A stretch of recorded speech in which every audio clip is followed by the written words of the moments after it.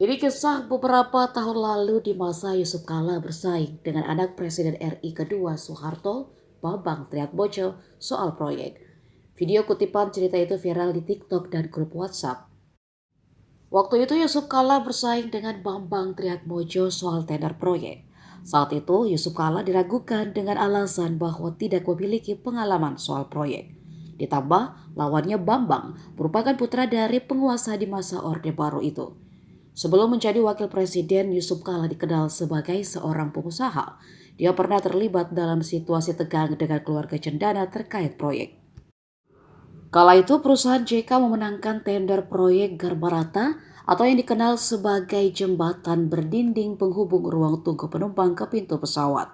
Namun karena JK tak memiliki pengalaman, proyek itu hendak diberikan kepada Bambang Triatmojo oleh menteri. JK lalu meminta dipertemukan dengan Bambang. Terjadilah pembicaraan yang panjang hingga menteri bersikeras proyek tersebut akan diambil Bambang. Disitulah timbul karakter Bugis dalam diri Yusuf Kala. Kata JK, bagi orang Bugis lebih baik mati berdarah daripada mati kelaparan. Perkataan JK itu nyatanya membuat suasana tegang. Staf Bambang Triatmojo langsung berdiri. JK meneruskan jika proyek tersebut tidak didapatkannya, nasib ribuan karyawannya tak bisa makan. Jadi dirinya merasa bertanggung jawab, bahkan kalau perlu berdarah-darah, JK siap untuk menghadapi siapa saja. Permulanya, Eli Ahmad dan saya pikir ikut tender, menang. Gitu. Tapi zaman itu kan zaman Pak Harto. Tanya ada pengalaman, tahu begini? Tidak ada pengalaman, bisa bikin, bisa. Nah, beda kan pengalaman dengan bisa. Tapi ya saudara tidak ada pengalaman. Ini dia mau diambil Bambang, Pak Menteri. Bicara menteri tidak bisa. Ini cendana sudah putuskan yang ambil menteri. Hanya saya cari bagaimana ketemu Pak Menteri. Hanya dipertemukan saya. Dia bertiga, saya bertiga. Diskusi. Pokoknya dia mau ambil. Saudara kan tidak punya pengalaman. Iya.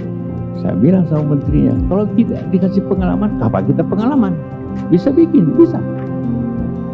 Namanya reverse engineering, mencontohi apa yang sudah jadi. Nah, timbullah Bugis saya, budaya asli muncul. Saya bilang begini, Mas Pak, terakhir saya ingin katakan, saya ini orang Bugis.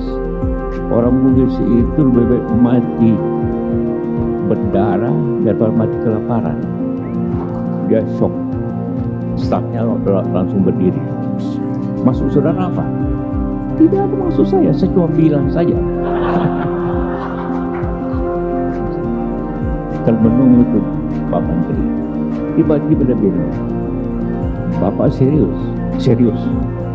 Karena kalau saya tidak dapat proyek ini, karyawan saya yang 1000 itu tidak makan. Jadi saya tanggung jawab. Kalau perlu berdarah-darah saya siap untuk menghadapi siapa saja.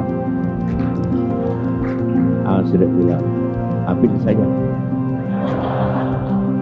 Terus saya jawab, ikhlas ini Mas Bambang, ikhlas. Oke, jabat tangan. Terus saya kasih pukul kakinya adik saya. Kita pulang. Nanti dibuat obat lagi nih orang.